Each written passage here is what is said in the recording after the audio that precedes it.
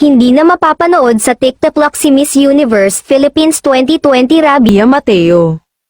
Si Rabia ang isa sa mga pioneer host ng morning variety show ng GMA7 na nag-umpisa noong July 25, 2022, kaya pinanghihinayangan ang pagkawala niya sa TikTok. Para maiwasan ang mga espekulasyon tungkol sa pag-alis niya sa programang naging malaking bahagi ng kanyang entertainment career, hiningi ng cabinet files mula kay Rabia ang paliwanag nito. Tapos na po ang contract ko with TikTok. Thankful naman po ako sa show kasi first hosting job ko ito. Now, sana mas magkaroon ako ng opportunity sa acting po, pahayag ni Rabia. Ngayong wala na siya sa TikTok at malapit nang matapos ang makiling, naghihintay si Rabia ng bagong proyekto mula sa kanyang home studio na haamon sa kakayahan niya bilang aktres.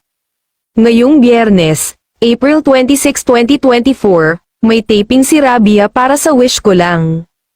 Humingi ng paumanhin ang aktres dahil mabibigat umano ang mga eksenang kinunan kaya hindi niya agad nasagot ang tanong tungkol sa kanyang pagpapaalam sa TikTok.